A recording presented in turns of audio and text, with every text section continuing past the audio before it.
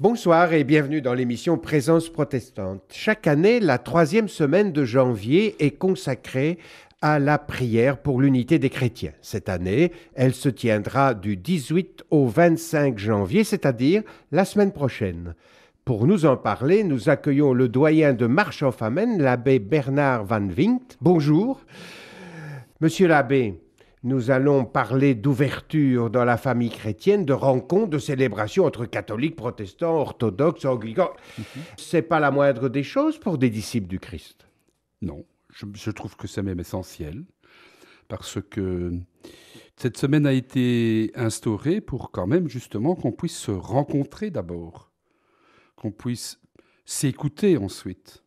Et comme chaque année il y a une église différente qui est invitée, pour essayer de mieux connaître comment ces églises s'efforcent de faire vivre l'Évangile, de faire vivre leur foi dans des lieux si différents des nôtres souvent, puisque je prends l'exemple simplement de cette année-ci, on en reparlera, mais des églises du Liban et du Moyen-Orient, Dieu sait si leur situation est bien différente de la nôtre et la vie de leur église bien différente de la nôtre. Et donc c'est important de consacrer une semaine pour essayer de mieux de se connaître, se rencontrer et même célébrer ensemble, ce qui est une très belle chose. Absolument. Quand on parle de célébration commune entre les différentes parties de la grande famille chrétienne, on parle donc d'œcuménisme. Oui. Alors, une question, où en est l'œcuménisme aujourd'hui ? Moi, je pense qu'il faut regarder cela à deux niveaux.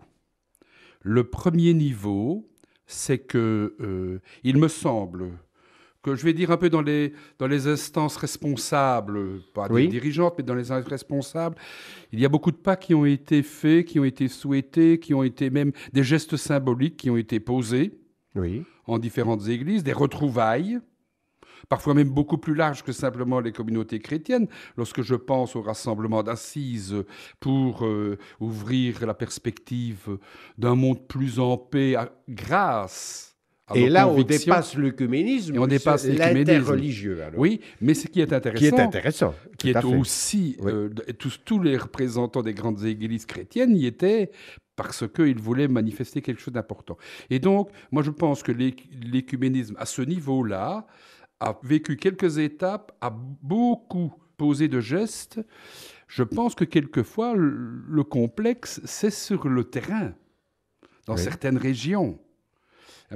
Lorsque l'on est confronté à des réalités très concrètes, alors là, parfois, le dialogue ou n'existe pas, ou pourrait parfois être compliqué. Ou peut-être un rappel de l'histoire, de blessures, de rejet, et donc, d'excommunication. Oui, et donc on ne peut pas faire fi de cette histoire, en fin de compte. Et d'ailleurs, elle est encore très marquante, lorsqu'on regarde ce qui se vit aujourd'hui, le regard que certaines églises posent sur d'autres, c'est bien encore au nom de l'histoire. Je vais prendre un premier exemple, mais le pape François, qui quand même pose souvent des gestes très symboliques. Tout à fait. Lorsqu'il va à Mossoul prier dans les ruines, qu'il invite la famille yézidi, c'était quand même pas rien comme geste symbolique. Oui. Mais la grosse difficulté, il va en Grèce. Chez les orthodoxes. Chez les orthodoxes grecs, ce ne fut pas, je vais dire, l'accueil le plus chaleureux. Oui. Parce que, il reste des blessures de l'histoire que certains ont peine à ainsi gommer. Alors, d'après vous, il y a des blocages. Il y a des blocages. Manifestement, des difficultés d'aller vers l'autre, de le reconnaître comme frère et sœur, alors qu'on vient d'une même tradition, d'une même parole, d'un même évangile. Oui, tout à fait. Pourquoi ces blocages ? Pourquoi ces blocages ? Moi, je pense que d'abord et avant tout, il y a des peurs, des remises en cause un peu de ses propres identités, un peu de repli sur soi. Et on est quand même dans un monde, 21e siècle, mais le 20e siècle a été aussi de ce ton-là, où on a rappelé les identités, on a remis en valeur les identités, on a réaffirmé certaines oppositions. Et quand on réaffirme les identités, c'est parce qu'on a peur de l'autre ? Oui, moi je pense aussi qu'on a peut-être peur de se remettre soi-même en question. C'est ça. Parce que si on prend bien le sens de la semaine écuménique, c'est rencontre, c'est dialogue. Mais ça veut dire qu'on met l'autre aussi au À la cœur même table, de la on rencontre. est au même niveau. Au même niveau. Et Oui. donc, il faut pouvoir accepter, quelque part, que notre manière de faire n'est pas la seule, qu'on peut se laisser interpeller par d'autres. Tout à fait. La Sans manière de doute- voir Dieu, la manière de lire les Écritures, par exemple, l'Évangile, c'est pas la même chose. Non. Et à la fois, ça nous invite à sortir de De notre nous-mêmes. logique Oui. et d'aller dire, mais qu'est-ce que toi, tu as à me dire? Et ça, c'est intéressant. Mais je voudrais dire, on regarde souvent un peu sur ce qui a été le mauvais de l'histoire, hein, mais il y a quand même pas mal de choses communes. Hein, tout à l'heure, on dit, notre même base, c'est le premier credo, on l'a en commun. On a la même prière, notre De Père. notre Père, oui. On a le même évangile. Et Dieu sait s'il y a eu un travail remarquable qui a été fait lorsqu'on a osé traduire la Bible de manière écuménique, la Tob. Oui. Hein? Donc on a là des chantiers qui ont commencé en disant, est-ce que ce ne serait pas bien que tous les chrétiens puissent se retrouver autour d'abord de ces premières bases-là, qui sont quand même source de notre foi. Et donc retourner à la vraie source. Alors ça a pris telle et telle forme, suivant les lieux, suivant les églises, Voilà, ça a pris telle et telle forme. Et on en oublierait ce qui fait notre référence. Est-ce que le but de l'œcuménisme serait de se retrouver dans une même église?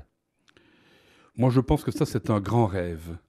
C'est un grand rêve. Et puis, quelque part, ça imposerait quelque chose qui est très complexe aujourd'hui, c'est de gommer les différences. Oui, c'est toujours mauvais de gommer les différences. Oui. Et puis, c'est conflictuel souvent. Mais il faudrait alors que nos différences ne nous séparent plus. Voilà. Voilà. Et donc, que l'on puisse se retrouver sur ces choses essentielles que nous avons en commun. Ça me fait penser à Saint Paul, hein, qui s'insurge. Mais toi, tu te dis deux, toi, tu te dis deux. Moi, je suis copain de Saint-Pierre, mais toi, tu es de moi un autre. Mais attendez, là, qui dit Saint Paul. Qui fait notre unité? C'est bien Jésus lui-même. C'est lui qui doit faire notre unité.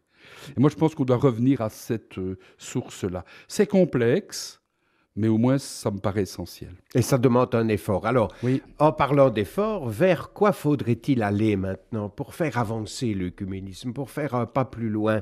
Quelles devraient être les prochaines étapes de l'œcuménisme? Moi, j'ai un rêve. C'est que des chrétiens des différentes églises se retrouvent pour partager autour de la parole de Dieu. Il y a des études bibliques, d'ailleurs, Oui. œcuméniques, un peu partout dans notre Oui. pays, d'ailleurs, Oui. avec des fortunes diverses selon les régions, hein, Oui. mais ça existe déjà. Oui, où des chrétiens, qu'ils soient catholiques, protestants, orthodoxes, se retrouvent et disent, moi la Bible, lorsque je la lis, souvent le Nouveau Testament, souvent les évangiles, lorsque je lis ces textes-là, ça me parle de ceci, ça m'interpelle ainsi. Et parfois, ils y viennent avec leur tradition de lecture biblique, confrontés à d'autres. Et moi, j'ai souvent vu que ces groupes-là s'enrichissaient, les gens étaient heureux de l'apport des autres. Oui. On pourrait même aller encore plus loin et de dire que lorsqu'on est tous ensemble devant un texte de l'Évangile, par exemple, il n'y a pas tellement de différence. Pas tout. Pas beaucoup. On se retrouve vraiment en tant que frères et sœurs, alors que parfois nos théologies ou nos dogmatismes nous séparent. Voilà. Alors un deuxième signe que j'aimerais bien, enfin une sorte de rêve, c'est qu'on puisse parvenir plus régulièrement à mettre ensemble, autour d'un moment fort, nos églises différentes. Donc, alors, il propose chaque année toute une série de réflexions pour tous les jours de la semaine écuménique. Et alors, chaque groupe, qu'il soit catholique, protestant, orthodoxe, ils peuvent utiliser ces textes dans leur célébration, quelle qu'elle soit, ou dans leur moment de prière, etc. Donc ça, c'est une première proposition qui est faite. C'est une petite plaquette que l'on peut trouver, je l'ai vu moi en tout cas, sur Internet, hein, et donc texte pour la semaine de prière et pour toute l'année 2002. Mais là, il y a une réflexion sur continuer à poursuivre cette idée écuménique. Oui, parce que ce serait dommage de ne se voir qu'une fois par an. Une fois par an. Voilà. C'est déjà bien, mais ça me paraît quand même un peu insuffisant. Chaque année, c'est un pays différent qui nous propose ces textes. Cette année, c'est une église qui nous vient du Liban, l'église Melkite du Liban, qui a composé la veillée. Quel est le thème abordé cette année ? Eh bien, le thème abordé, c'est assez étonnant, mais donc, comme on vient d'Orient, ils ont pensé aux 3 rois mages qui viennent rencontrer Jésus. Comme tous, nous sommes invités à nous mettre en route pour venir à la rencontre de Jésus. Et il est question de l'étoile. Donc, ce qui peut éclairer notre chemin. Alors moi, j'y vois vers plus d'unité. Oui. Vers plus de... Une convergence, en tout cas. Chacun, à partir de ce qu'il est, de son chemin propre, converge vers la même étoile, quelque part. Le Moyen-Orient a parfois un peu dénaturé les personnages. Ce n'était quand même que des mages, on les a fait rois, et puis on les a pris de toutes les couleurs pour parler de tous les continents. Eh bien, c'est cette image de notre diversité ne nous empêche pas de venir ensemble adorer, au sens du texte de l'évangile de l'Épiphanie, le Seigneur. Alors, pour ceux qui aimeraient rejoindre l'une ou l'autre de ces célébrations, est-ce qu'il y a un site sur lequel on pourrait avoir les lieux, les dates ? On peut, je pense, sur tous les sites de nos diocèses, parce qu'alors là, il y a les informations sur ce qui se passe chez nous, et alors il y a sur le site, moi chaque fois je tape « Semaine de l'unité des chrétiens », voilà. Et sur Google. Et à partir de là, il y a toute une série d'informations qui nous sont données, entre autres les documents qui aident à réfléchir cette semaine. Et puis normalement, près de chez vous, chers auditeurs, il y a aussi des renseignements dans l'Église catholique ou protestante que vous fréquentez ou autre encore.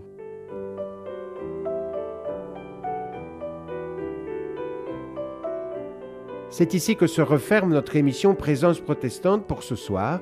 Merci au doyen Bernard Van Wint pour cet échange sur l'œcuménisme et principalement sur la semaine de prière de l'unité des chrétiens qui commence ce mardi 18 janvier un peu partout en Wallonie.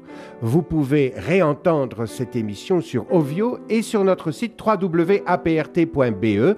Belle soirée à chacune et à chacun sur la première et à samedi prochain.